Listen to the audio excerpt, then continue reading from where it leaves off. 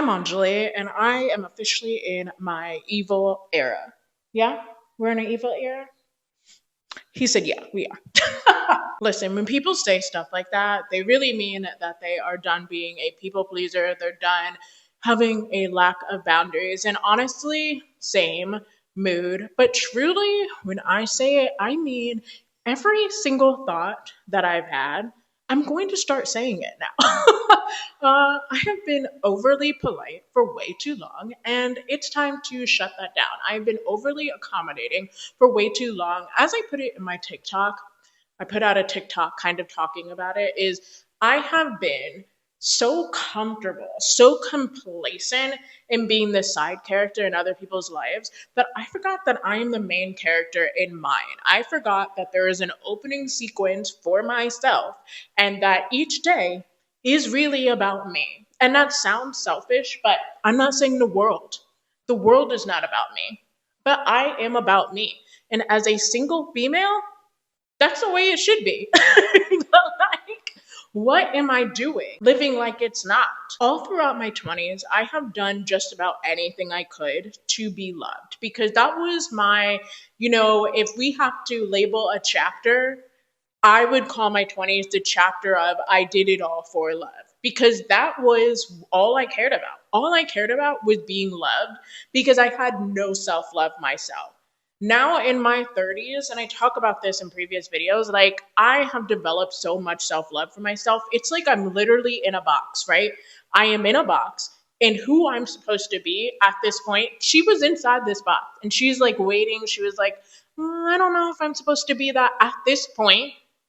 The lid is blown off this box. My eyes have been opened. I see what I'm supposed to be, and it is nothing that I have been. And that is very frustrating for me, but also very motivating for me because I am her, she is me, everything I want to be. I am every woman, babe. Like, I need to start living as the woman that I'm supposed to be. And in order to do that, I need to stop playing it small. I need to stop being overly accommodating. I need to step my pussy up and start saying shit when things be pissing me off and when I just don't think things are right. Because when you are so in pursuit of the love and so in pursuit of outside love, right? Not so much inside love, but when you are so in pursuit of love from an outside source, you're willing to do anything, bend over backwards. You're willing to make yourself small and make yourself compromisable to the point where you don't even exist in most of these relationships. And that's where I was. That's who I was. And why was I there? I am 5'10", nearly 200 pounds. I do not need to be playing it small because I am not a small bitch. I am big, large, in charge, loud, and I demand to take up space. I deserve to take up space. I deserve to exist as who I am. And I just will not be spending the next 30 years of my life playing it small for anybody. I will not be spending the next 30 years of my life allowing other people to make me feel like I need to be small. If I'm too much for you, go get something smaller somewhere else. Because as for me and my house, we will exist as the full-bodied people that we are. We will exist as the loud people that we are. We will exist as the glamorous people that we are. We will exist because here's the other thing. I used to think it made me nice to be so accommodating. And other people would treat me like, oh, you know what? I really love the fact that like you're so go with the flow. You're so nice. If somebody says that to me, I'm cutting them off. They are out. They are gone. Because to me, you know what that reads to me now that I have some knowledge, now that I have some foresight, you love the fact that I will never be an inconvenience for you. And people are kind of meant and will be inconveniences from time to time. And the fact that you enjoy the fact that I would never inconvenience you puts a lot of pressure on me to never be an inconvenience. And I think that part of love is being a little inconvenient from time to time.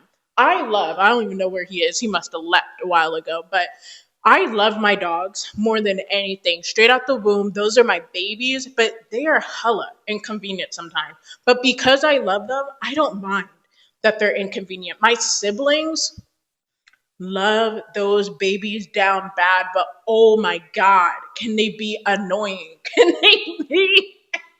Can they frustrate me? But I will take frustration with them. I will take annoyance with them over them not being around because I love them so freaking much. I will take the inconvenience that comes from being in love with those people. Why? Because that's what love is. And if people make you feel like they can't take your inconvenience, they don't love you.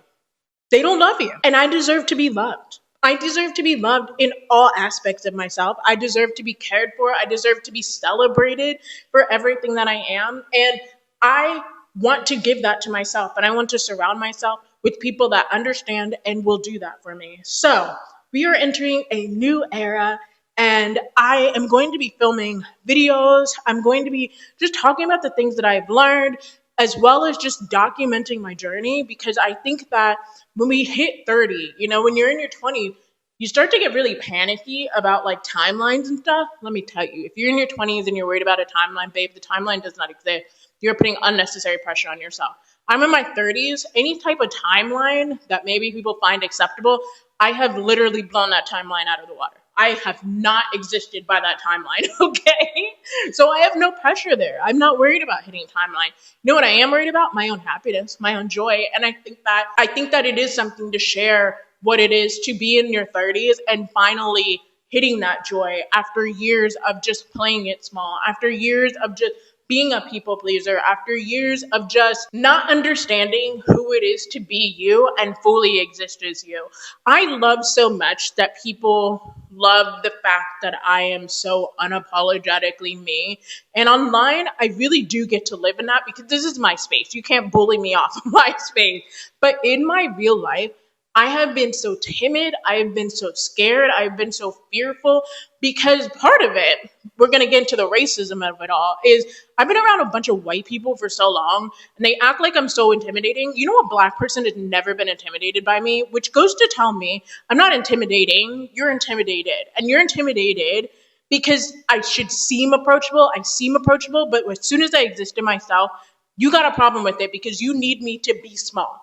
But you don't understand, this is just who I am. I am big, I am lively, and this is everything that I am. And no normal person is going to be intimidated by me because I'm not intimidating. I'm not scary. I'm literally the least scariest person ever.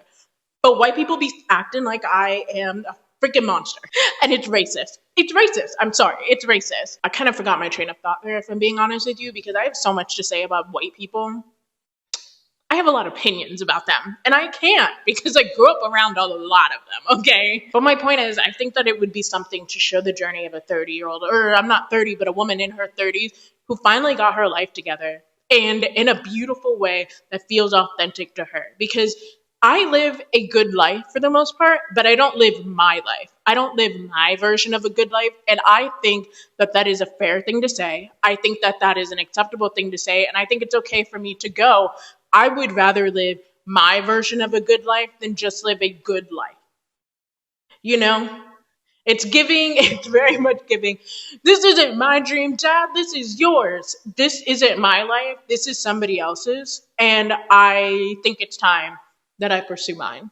So make sure that you hit that subscribe button so that you can be in tune with my journey. I will probably be filming things very casual like this because, to be honest, I realized doing the full setup was just irking me to no degree because it's a lot of pressure filming when you're like setting up everything. This just feels like I'm like FaceTiming y'all, and this feels good. I feel like this allows me to just have my personality and just exist, and maybe the kids are onto something, okay? It's kind of silly that I'm holding this when I should just pin it to my shirt, but also maybe the kids are onto something. And until the next video.